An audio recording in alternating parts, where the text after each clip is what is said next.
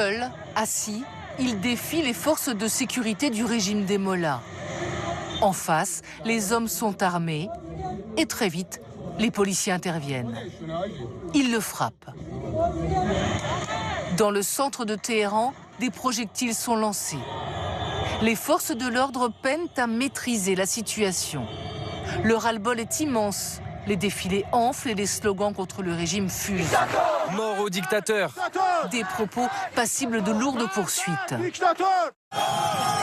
Les manifestations ont commencé dans les bazars iraniens pour dénoncer la hausse des prix, voire l'impossibilité pour certains d'acheter des produits de première nécessité. Toi, tu gagnes bien ta vie. Tu ne peux pas comprendre ce qu'on subit. Tout le monde est touché par l'inflation. Plus de 50% en un an, des prix exorbitants, même pour du pain ou des œufs. Les universités rejoignent le mouvement. Après les revendications sur le pouvoir d'achat, la contestation devient politique. Ça craque à tous les niveaux en réalité. Et c'est ça qui effectivement laisse penser que la situation est susceptible de dégénérer de manière encore plus importante. Et c'est une situation probablement sans précédent depuis le début de la République islamique.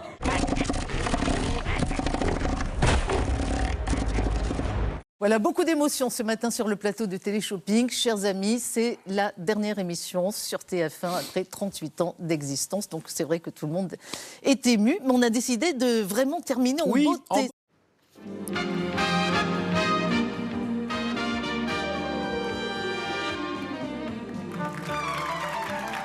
Pendant près d'une décennie, bonjour à tous et soyez les bienvenus pour ces quelques tours de manège que nous allons faire ensemble.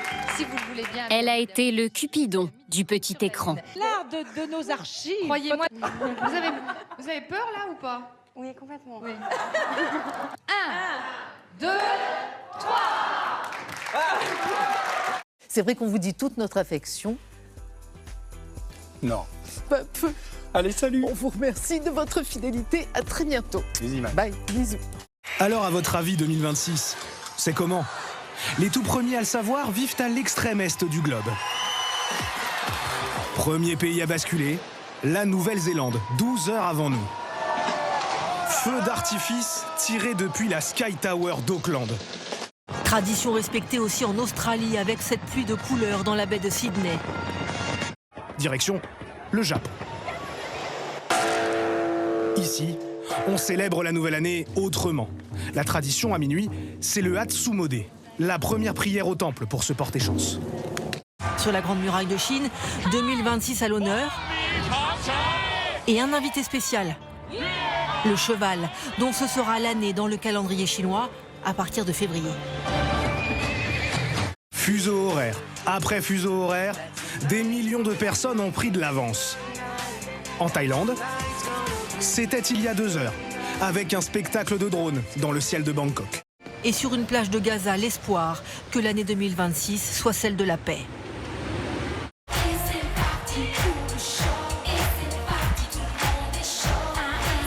Cette année doit donc être et sera une année utile.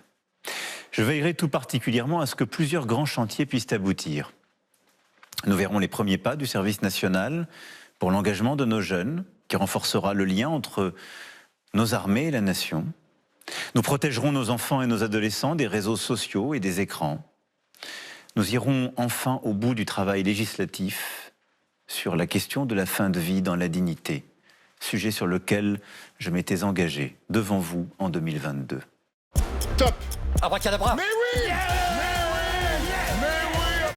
Je serai jusqu'à la dernière seconde au travail, tâchant chaque jour d'être à la hauteur du mandat que vous m'avez confié, et je ferai tout pour que l'élection présidentielle se déroule le plus sereinement possible. Je dis au moins à 80% des gens qui parlent ici, ils parlent RN. RN, RN, RN. Donc on n'entend que ça. Est-ce que ça va aller jusqu'aux urnes? Est-ce que ça va être le RN? Je ne sais pas. Mais en tout cas, on n'entend que ça dans la bouche des clients.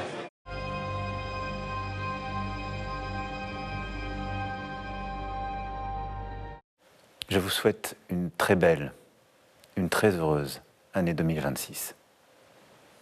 Vive la République, vive la France. Votre feuilleton quotidien vient ensoleiller votre soirée. 2025 a plutôt rimé avec impopularité pour lui. Sa cote de confiance n'est plus qu'à 25%, niveau le plus bas depuis 2017. 10, 9, 8, 7, 6, 5, 4, 3, 2, 1,